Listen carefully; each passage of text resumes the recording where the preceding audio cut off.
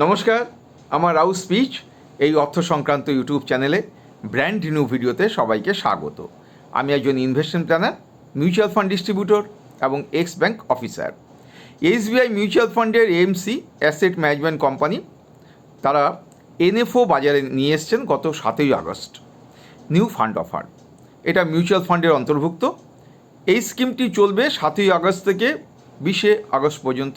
NFO এই স্কিমটির নাম হচ্ছে SBI magnum equity ex top 100 long short fund, এবং এটা হচ্ছে under SIF specialised investment fund এই ফ্রেমওয়ার্কের মধ্যে। তার ফলে এই এসআইএফে যে নিয়ম রয়েছে তাতে এই স্কিমটিতে অংশগ্রহণ করতে গেলে বিনিয়োগকারীদের মিনিমাম 10 লক্ষ টাকা বিনিয়োগ করতে হবে। এই স্কিমটির বিভিন্ন প্যারামিটার্সগুলো নিয়ে আলোচনা করব, তার স্ট্র্যাটেজি, অ্যাসেট অ্যালোকেশন, ফান্ড ম্যানেজাররা কী ভাবছেন এই স্কিমটি নিয়ে বিস্তারিত হবে আজকের এই ভিডিওতে আমি আলোচনা করব। আমি আশা করব যে পুরোটাই দেখবেন, তাতে আপনারা পুরোটাই জানতে পারবেন এই long short fund derivative market সম্বন্ধে এবং কিভাবে এই মার্কেটসে এই স্কিমটি লঞ্চ করা হচ্ছে। আমার এই চ্যানেলে এখনও পর্যন্ত যদি কেউ সাবস্ক্রাইব না করে থাকেন তাদের প্রতি আমার একান্ত অনুরোধ যে আমাকে উৎসাহ দেওয়ার জন্য আমার এই রাউ স্পিচ চ্যানেলটিকে সাবস্ক্রাইব করে দিন, পাশে রাখা বেল আইকনটি বাজিয়ে দিলেই হলো। শুনতে থাকুন SBI magnum equity ex top 100 long short fund under SIF কীভাবে কাজ করবে বলে ফান্ড ম্যানেজাররা এবং কর্তৃপক্ষ জানিয়েছেন। এসবিআইয়ের এই এসআইএফ স্কিমটির বেঞ্চমার্ক দেখেই আমরা বুঝতে পারবো যে এই স্কিমটি তার মার্কেট ক্যাপিটালাইজেশনের ভিত্তিতে কোথায় কোথায় তারা বিনিয়োগ করবেন, কোন কোন স্টকে। বেঞ্চমার্কের নাম হচ্ছে BSc 500 total return index, TRI. বোঝাই যাচ্ছে যে মার্কেট ক্যাপিটালাইজেশনের ভিত্তিতে প্রথম 500টি কোম্পানির মধ্যে তারা বিনিয়োগ করবে। কিন্তু আমরা এই স্কিমটির নামের মধ্যে দেখেছি লেখা আছে এক্স টপ 100, মানে প্রথম 100টি যে বড় বড় কোম্পানি রয়েছে, লার্জ ক্যাপ কোম্পানি, জায়গাটিক কোম্পানি, সেগুলোকে বাদ দিয়ে 101তম যে কোম্পানি রয়েছে সিরিয়ালি মার্কেট ক্যাপিটালাইজেশনের ভিত্তিতে, সেই 101তম কোম্পানি থেকে 250তম কোম্পানি, যাকে আমরা মিড ক্যাপ বলি, এবং 251 থেকে তার নিচের দিকে কোম্পানিগুলো, তার মধ্যে স্মল ক্যাপ রয়েছে, এবং স্মল ক্যাপের মধ্যে আমরা যে ন্যানো কোম্পানিগুলো দেখতে পাই, ছোটো ছোটো কোম্পানিগুলো দেখতে পাই, সেখানেও কিন্তু তারা বিনিয়োগ করবেন। এবং বোঝাই যাচ্ছে যে তারা ভালো করে দেখবেন, বিভিন্ন ভ্যালুয়েশনগুলো ভালো দেখবেন, ম্যানেজমেন্ট দেখবেন, বিজনেসগুলো দেখবেন, এইভাবেই কিন্তু তারা বিনিয়োগ করবেন। অতএব এই ক্ষেত্রে তাদের যে পদ্ধতি রয়েছে বাছাই করার, সেটা কিন্তু ভালোই লাগছে।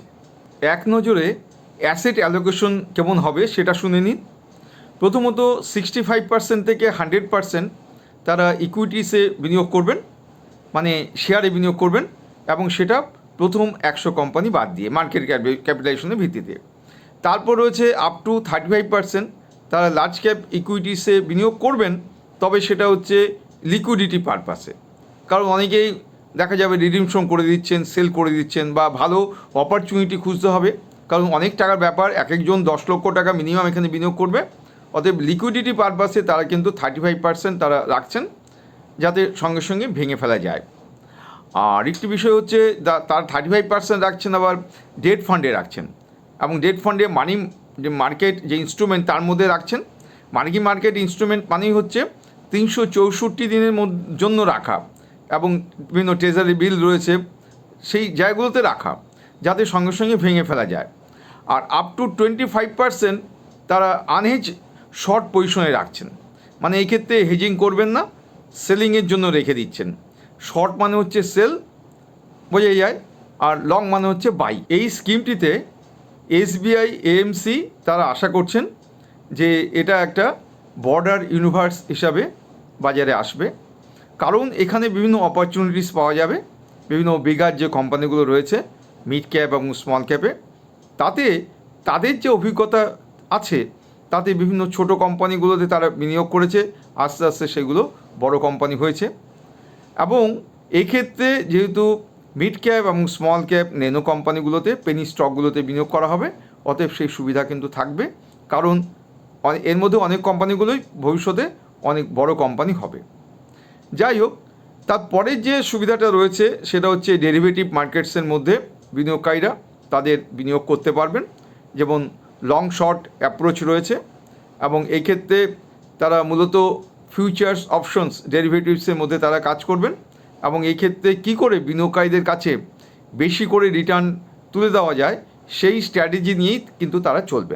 এই স্কিমটির ফান্ড ম্যানেজারের নাম হচ্ছে গৌরব মেহতা। তার আলোচনা এবং অন্যান্য বিশেষজ্ঞদের আলোচনা থেকে এটা আমরা জানতে পেরেছি যে এই স্কিমটি উইদিন হাইব্রিড লং শর্ট ক্যাটাগরির মধ্যে থাকবে। আগেই বলেছি যে অ্যাসেট অ্যালোকেশনের মধ্যে 75% হচ্ছে ইকুইটিতে, আর 25 থেকে 35% কম বেশি সেই হিসেবে ডেট ফান্ডে থাকবে, মূলত মানি মার্কেট ইনস্ট্রুমেন্টের মধ্যেই থাকবে, 1 বছরের মধ্যেই থাকবে। আর 10% রিয়েল এস্টেট যে ইনভেস্টমেন্ট ট্রাস্ট সেখানে বিনিয়োগ হবে টাইম টু টাইম, 5% গোল্ড সিলভারও কিন্তু বিনিয়োগ হবে। আর ডেরিভেটিভসগুলো ব্যবহার করা হবে, ফিউচার্স অপশনস এইগুলো ব্যবহার করা হবে মূলত রিস্ক কমানোর জন্য। 65 থেকে 75% হচ্ছে equity exposure time to time থাকবেই। আরেকটা বক্তব্য হচ্ছে যে এই ক্ষেত্রে এটা হাইব্রিড ফান্ডের মতনই ইউজ করা হবে, আর মূলত কমোডিটি এক্সপোজার এটা কিন্তু মানে হেজিংয়ের জন্য এটা ব্যবহার করা যেতে পারে। হেজিংয়ের জন্য কমোডিটি এক্সপোজারটাকেই ব্যবহার করা হবে মূলত। এই স্কিমটির আরেকটি স্ট্র্যাটেজি জানা যাচ্ছে যে তারা মূলত ফোকাসিং করবেন 25 থেকে 30টা স্টকের মধ্যে, এবং এই ক্ষেত্রে তারা এগুলো আইডেন্টিফাই করবেন বিভিন্ন রিসার্চ যে ফ্রেমওয়ার্ক তার মধ্য থেকে, এবং এই ক্ষেত্রে তারা যে বিষয়গুলোর উপর তারা ফোকাসিং করবেন তা হচ্ছে প্রথমত বিজনেস যদি ধরি তাহলে সেই ক্ষেত্রে ডিউরেবল যে ইকোনমিক্স রয়েছে, এর যে স্কেলেবল অপরচুনিটিসগুলো সেইগুলো তারা দেখবেন মূলত। আর যদি ম্যানেজমেন্ট দেখেন তাহলে ক্যাপাবিলিটি দেখবেন, ওই যে স্টকটি তারা বাঁচবেন সেই স্টকের যে ক্যাপিটাল অ্যালোকেশন কেমন রয়েছে সেগুলো তারা দেখবেন, মানে স্টকটি সর্বদিক দিয়ে যাতে ভালো হয় সেটাই কিন্তু তারা লক্ষ্য রাখবেন। আরেকটি বিষয় হচ্ছে ভ্যালুয়েশন, সেটা তো যথাযথ সেই ভ্যালুয়েশন সেভাবেই তারা দেখে শুনে তারা কিন্তু সেই স্টকগুলোকে পারচেস করবেন। আরেকটি বিষয়, যদি কেউ এই স্কিমে যোগদানের পর এই স্কিমটি তারা বিক্রি করে দেন, রিডিম করেন, তাহলে যদি অ্যালটমেন্টের 3 মাসের মধ্যে রিডিম করেন তাহলে তার 1% কিন্তু এক্সিট লোড লাগবে, যে ভ্যালুটা তখন থাকবে যে তারিখে তিনি বিক্রি করছেন, রিডিম করছেন। 3 মাস পার হয়ে গেলে কিন্তু আর কোনো এক্সিট লোড নেই। আর এই স্কিমটিতে লামসাম কেনা যাবে, এসআইপি করা যাবে, আর সুইচ করা যাবে, আর রিডিমশন মানে টাকা তোলার ব্যাপারটা ডেলি করা যাবে, এর কোনো বাধ্যবাধকতা নেই। আগে কিন্তু বিভিন্ন ডেট ভাগ করা ছিল, সোমবার, বৃহস্পতিবার, এখন কিন্তু সেটা নয়। এখন পরিষ্কার এসআইপি স্কিমগুলোর মধ্যে প্রায় সব স্কিমের মধ্যে কিন্তু এখন ডেলি রিডিমশন করা যায়। আরেকটি বিষয় হচ্ছে যে ফার্স্ট টাইম ইনভেস্টর যারা রয়েছে তারা তো 10 লক্ষ টাকা দিয়ে এই স্কিমটি পারচেস করলেন, তারপর যদি তারা পারচেস করতে চান তাহলে মাল্টিপল অফ ₹1 দেয়ার আফটার।